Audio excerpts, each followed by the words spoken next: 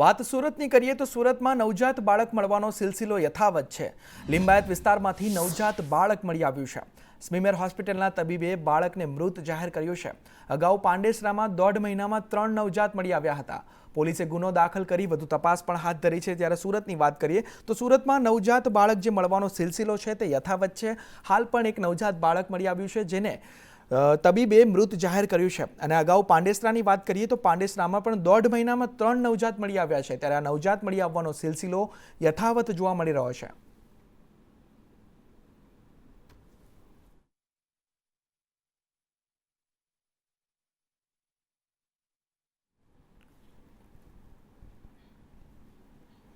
તો આ તરફ અંકલેશ્વરના બાકરોલ ગામ પાસે ઉકાઈ કેનાલમાં જોખમી રાસાયણિક કચરો ઠાલવવાના મામલે પોલીસને સફળતા મળી છે।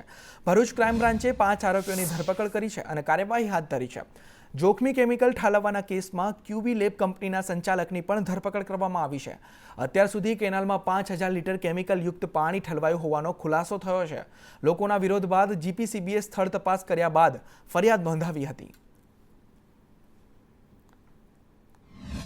ગુના સ્થળની તરત જ વિઝિટ કરવામાં આવી અને તેના દ્વારા જુદી જુદી 4 ટીમો બનાવવામાં આવેલ। આ 4 ટીમો દ્વારા ખૂબ જ વ્યવસ્થિત કામગીરી કરવામાં આવેલ છે, જેમાં 100થી વધારે સીસીટીવી ફૂટેજ ચેક કરેલ છે, 80થી વધારે શંકાસ્પદ વાહનો ચેક કરવામાં આવેલ છે।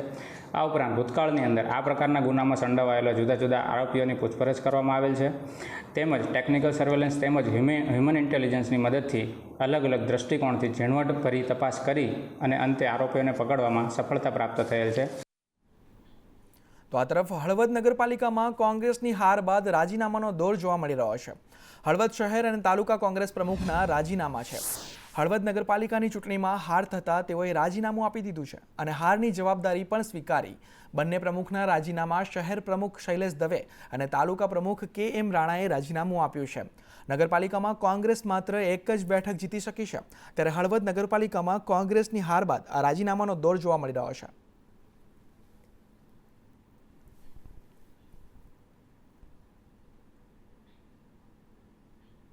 તો આ તરફ બજેટ સત્રને લઈ ભાજપ ધારાસભ્યોની બેઠક યોજાશે।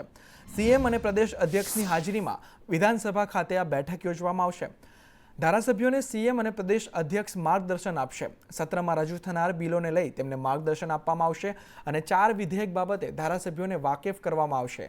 ચૂંટણીમાં મળેલ ભવ્ય વિજય બદલ અભિનંદન પણ પાઠવાશે। વિપક્ષના મુદ્દાને ડામવા માટે માર્ગદર્શન આપવામાં આવશે। સીએમ અને પ્રદેશ અધ્યક્ષ હાજર રહેશે।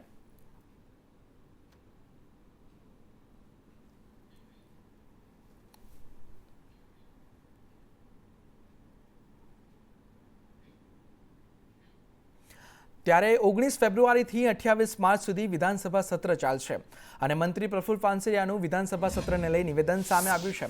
સત્રની શરૂઆત રાજ્યપાલના પ્રવચન સાથે થશે તેવું તેઓએ નિવેદન આપ્યું છે કે રાજ્યપાલના સંબોધન માટે 3 બેઠક રાખવામાં આવી છે। પૂરક માંગણીઓની ચર્ચા માટે 2 બેઠક રાખવામાં આવી છે। માંગણીઓ, ચર્ચા અને મતદાન માટે 12 બેઠકો રહેશે। વિધાનસભા સત્ર દરમિયાન કુલ 27 બેઠકો યોજાશે અને 4 વિધેયક દાખલ કરવામાં આવશે। 29 ફેબ્રુઆરીથી 28 માર્ચ સુધી સત્ર ચાલશે।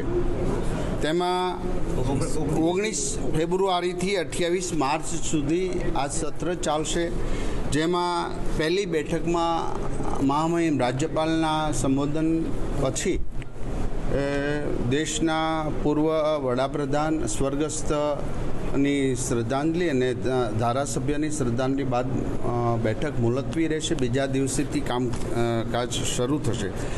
એક 24-25ના વર્ષ માટેની પૂરક પત્રક અંદાજપત્રક રજૂ થશે। પહેલી બેઠક સરકારી વિધેયક અને સરકારી કામકાજની 4 બેઠક રહેશે। કુલ રાજ્યપાલશ્રીના સંબોધન પરની ચર્ચામાં 3 બેઠક રહેશે।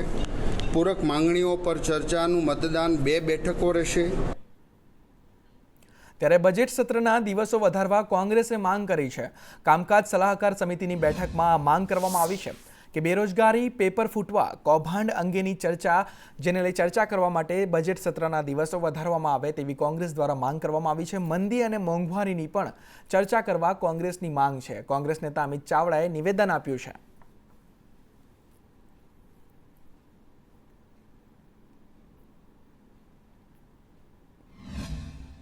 कल से गुजरात विधानसभा का बजट सत्र शुरू हो रहा है।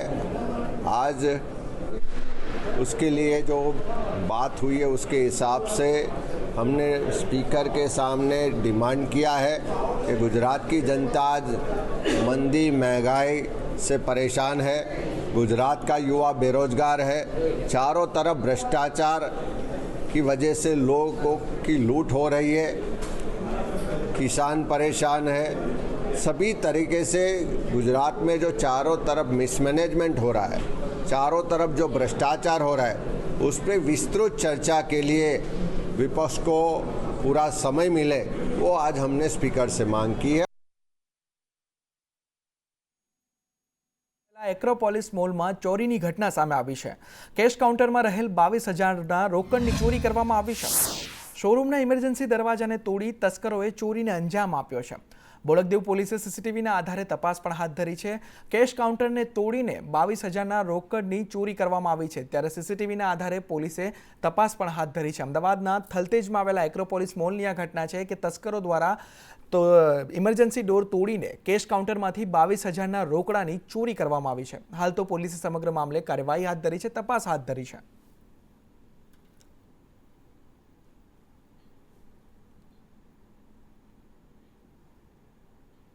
તો આ તરફ અમદાવાદના ધોળકામાં 14 વર્ષની સગીરાનો મૃતદેહ મળી આવ્યો છે। ઘરમાંથી ગળે ફાંસો ખાધેલી હાલતમાં સગીરાનો મૃતદેહ મળી આવ્યો છે। ધોળકા પોલીસે મૃતદેહનો કબજો લઈ પોસ્ટમોર્ટમ માટે તેને ખસેડવામાં આવ્યો છે। દુષ્કર્મ બાદ સગીરાની હત્યા થયાનું પોલીસને અનુમાન છે કે સગીરા પર દુષ્કર્મ કરવામાં આવ્યું બાદ તે બાદ તેની હત્યા કરવામાં આવી છે, ત્યારે પોલીસે હાલ અકસ્માતનો ગુનો નોંધી તપાસ હાથ ધરી છે।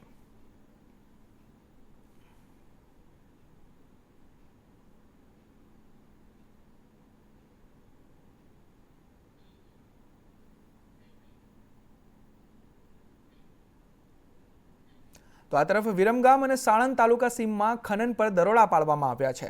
સચાણા અને વિરોચન નગરમાં ચાલતું હતું ગેરકાયદે માટી ખનન, તેના પર દરોડા પાડવામાં આવ્યા છે અને માટી ખનન પર દરોડા પાડી પોલીસે 21 ડમ્પરો પણ જપ્ત કર્યા છે। 3 જેસીબી અને 2 હિટાચી મશીન તેને પણ જપ્ત કરવામાં આવ્યા છે અને કરોડો રૂપિયાનો મુદ્દામાલ જપ્ત કરી તપાસ હાથ ધરવામાં આવી છે। ત્યારે દરોડા પાડી પોલીસે 21 ડમ્પર ઝડપ્યા છે। માટી ખનન થતું હતું તે દરમિયાન પોલીસે દરોડા પાડ્યા છે, 21 ડમ્પર ઝડપ્યા છે, હિટાચી મશીન પણ ઝડપવામાં આવ્યા છે। ત્યારે ખનીજ માફિયાઓ પર પોલીસનો સપાટો જોવા મળી રહ્યો છે।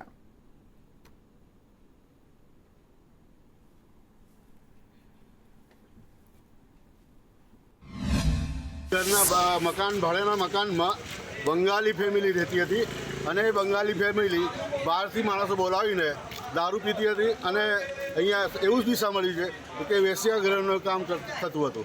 એ વિસ્તારના માણસોએ પકડ્યું છે અને પોલીસને સોંપી દીધી। પોલીસે એને પોલીસ સ્ટેશન લઈ ગઈ। વાત દેવભૂમિ દ્વારકાની કરીએ તો દ્વારકામાં અંડર વોટર આર્કિયોલોજી વિભાગે સંશોધન શરૂ કર્યું છે। પાણીની અંદર સાંસ્કૃતિક વારસાના જતન માટે કામ થઈ રહ્યું છે। 3 મહિલા વૈજ્ઞાનિકો સહિતની ટીમ કામે લાગી છે। અગાઉ સાલ 2005થી 2007માં આ પ્રકારે કામ થયું હતું, જે દરમિયાન અંદરથી શિલ્પો અને પથ્થરના લંગર મળી આવ્યા હતા। ત્યારે હાલ શું મળી આવે છે તે જોવાનું રહ્યું।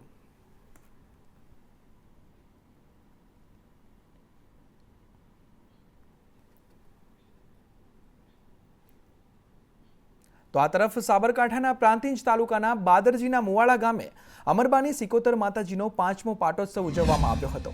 માતાજીના નિજ મંદિરને રોશનીથી શણગારવામાં આવ્યું હતું, તેમજ માતાજીની ફોટો પ્રતિમાઓને અલૌકિકપણે વિવિધ ફૂલો, લાઇટ ડેકોરેશન અને સુગંધિત દ્રવ્યોથી શણગારવામાં આવી હતી।